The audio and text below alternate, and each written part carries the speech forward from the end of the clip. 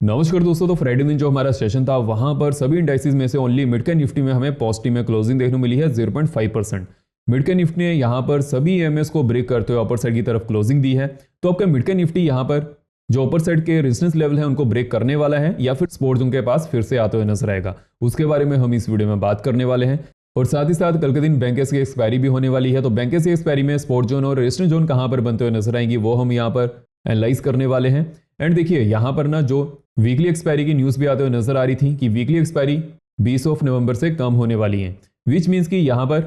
जो mid Cap Nifty की last expiry रहेगी वो नवंबर 18 को होने वाली है, सोमवार के दिन। तो उसी दिन ही यहाँ पर बैंकेक्स की लास्ट एक्सपायरी होगी। उसके बाद Mid Cap Nifty, Bankex, Fin Nifty और बैंक निफ्टी की मंथली एक्सपायरी होने वाली है। सेंसेक्स और निफ्टी की वीकली एक्सपायरी यहाँ पर कंटिन्यू रहेगी। तो उसी के बेसिस पर अगर हम देखें तो जो मिड कैप निफ्टी और बैंकेक्स में जो वॉल्यूम रहता है हर वीक के लिए वो यहाँ पर मंथली एक्सपायरी पर शिफ्ट होते हुए नजर आएगा। लेकिन जो मंथली एक्सपायरी रहेंगी, देखिए लास्ट जो वीक रहने वाला है हर मंथ का, वहां पर वॉलेटिलिटी अच्छी खासी रहने वाली है, बिकॉज वहां पर सभी इंडाइसेस की एक्सपायरी होगी मंथली एक्सपायरी। लेकिन जो वीकली एक्सपायरी रहेंगी वो निफ्टी और सेंसेक्स में रहने वाली है, तो वहां पर वॉल्यूम शिफ्ट होते हुए नजर आएगा जो पहले अदर एक्सपायरीज में रहता था। तो अभी के लिए निफ्टी और सेंसेक्स में हमें एक अच्छा खासा वॉल्यूम देखने को मिल सकता है। जैसे कि फ्राइडे दिन क्या होता था, सेंसेक्स के जो ऑप्शन रहते थे वहां पर वॉल्यूम ज्यादा नहीं होता था, जिसकी वजह से वहां पर स्पाइक हमें ज्यादा देखने को मिल जाती थी, तो वो भी यहां पर कम होते हुए नजर आएंगी। लेकिन मेरा यहां पर जो अभी के लिए यहां पर हमारे पास एक्सपायरीज कम होते हुए नजर आ रही है, उसका तो मेरा यही मानना है कि वो देखिए मार्केट के लिए बेटर है, बिकॉज मार्केट में हर दिन जब भी एक्सपायरी रहती है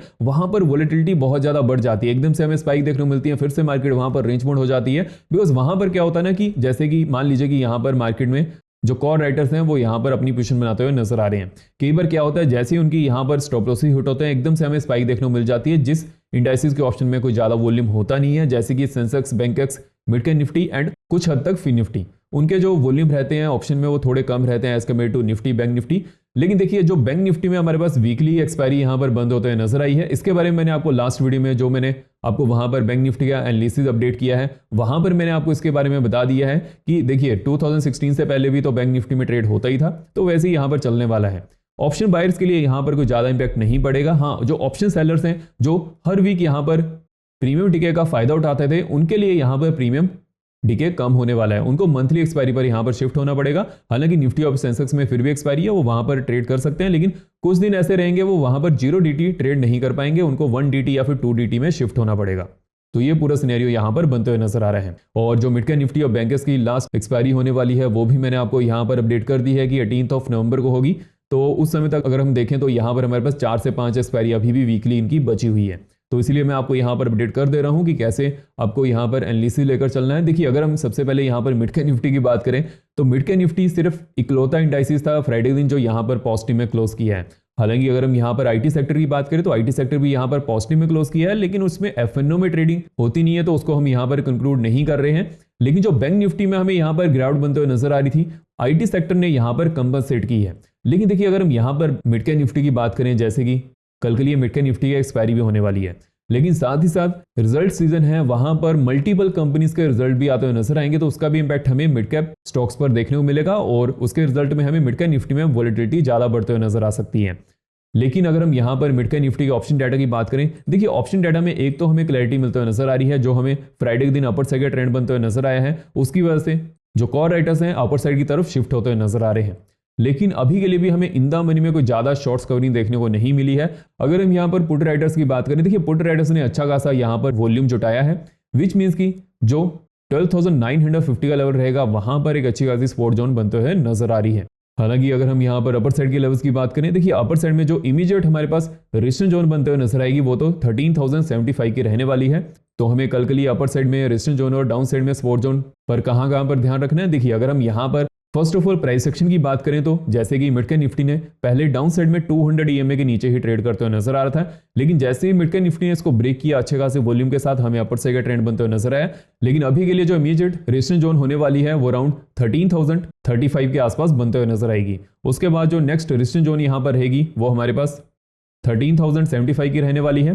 तो आपको एक चीज का यहां पर ध्यान रखना है, जैसे कि हमारे पास जो क्लोजिंग मिलते हुए नजर आई है 980 के आसपास बनते हुए नजर आई है। अगर अपर साइड में 13,000 के ऊपर एक अच्छे खासे वॉल्यूम के साथ हमें ब्रेकआउट देखने को मिलता है, तो अपर साइड में हमारी फर्स्ट रेजिस्टेंस जोन 13,035 की रहेगी, देन सेकंड रेजिस्टेंस जोन यहां पर 75 की रहने वाली है। अगर हम यहाँ पर डाउन साइड की सपोर्ट जोन की बात करें तो डाउन साइड में 12,965 के नीचे अगर हमें अच्छे खासे वॉल्यूम के साथ ब्रेकडाउन देखने को मिलता है, डाउन साइड में हमारा फर्स्ट सपोर्ट जोन 930 का रहने वाला है, देन सेकंड सपोर्ट जोन यहाँ पर 890 की रहेगी। और देखिए अगर हम यहाँ पर मिड कैप निफ्टी के प्राइस सेक्शन की बात करें, जैसे कि mid Cap Nifty all time high के आसपास है, हालांकि उससे थोड़ा बहुत नीचे है, बट अगर हम यहाँ पर मिड कैप निफ्टी के प्राइस सेक्शन की बात करें तो मिड कैप निफ्टी का प्राइस सेक्शन अभी के लिए पॉजिटिव बनते हुए नजर आ रहा है। तो उसी के बेसिस पर आपका यहाँ पर पूरा सिनेरियो लेकर चलना है। डाउन साइड में 890 के नीचे डेली चार्ट्स पर क्लोजिंग देने पर ही कुछ यहाँ पर मेजर सेलिंग बनने के चांसेस बनते हुए नजर आएंगे, अदरवाइज इंट्राडे में तो अपॉर्चुनिटीज बनते हुए नजर आने ही वाली हैं। अगर हम यहाँ पर बैंकेस के लेवल्स की बात करें, देखिए जैसे कि बैंकेस तो बैंक निफ्टी को फॉलो करता है, लेकिन जो हमें बैंकेस में यहाँ पर और साथ ही साथ बैंक निफ्टी में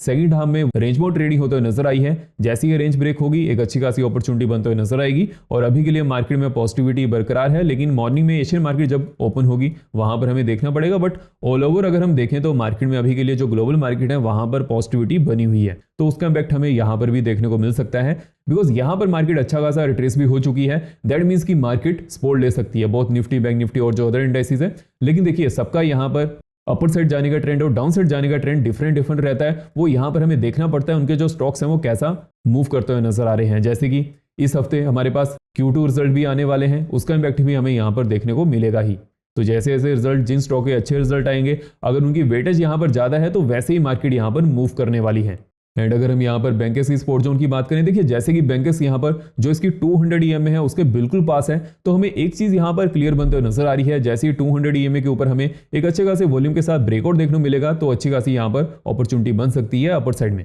लेकिन अगर हम यहाँ पर जो ये हमारे पास स्विंग लेवल है इनकी बात करें, ये ऑलमोस्ट 58,350 के आसपास है, विच मीन्स कि जैसे ही यहाँ से हमें ब्रेकआउट देखने को मिलता है एक अच्छे खासे वॉल्यूम से, तो अपर साइड में हमारा फर्स्ट रेजिस्टेंस लेवल यहाँ पर 480 का रहने वाला, देन सेकंड रेजिस्टेंस लेवल यहाँ पर 650 का रहेगा। बिकॉज 650 के आसपास जब बैंकेस का प्राइस आएगा वो इंट्राडे हाई के आसपास रहेगा, जो हमारे पास फ्राइडे का हाई लगा था, तो वहां पर हमें देखना पड़ेगा कि बैंकेस यहाँ पर कैसा प्राइस एक्शन बनाते हुए नजर आ रहा है, उसी के बेसिस पर वहां पर कुछ यहाँ पर डिसाइड किया जा सकता है।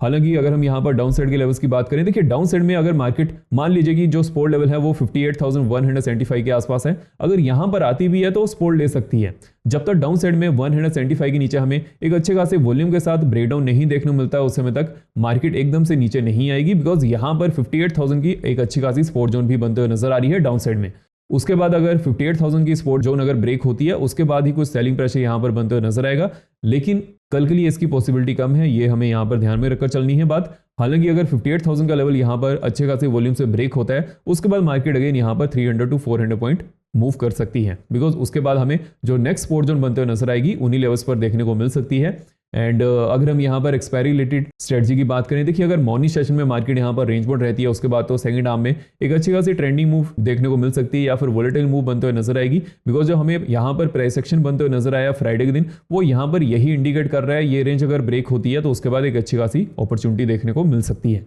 लेकिन अगर मॉर्निंग सेशन में वोलेटाइल टू ट्रेंडिंग सेशन रहता है उसके बाद भी हमें सेकंड हाफ में वोलेटाइल टू ट्रेंडिंग सेशन देखने को मिल सकता है, बिकॉज मार्केट की यहाँ पर रेंज बहुत ज्यादा बड़ी है, तो उसी के बेसिस पर मार्केट यहाँ पर मूव करते हुए नजर आ सकती है। सो इस वीडियो में इतना ही। आपको वीडियो इन्फॉर्मेटिव लगी हो तो वीडियो को लाइक करें, शेयर करें और चैनल को सब्सक्राइब करें, सो मुझे और भी इन्फॉर्मेटिव वीडियोस बनाने की मोटिवेशन मिलती रहे। धन्यवाद।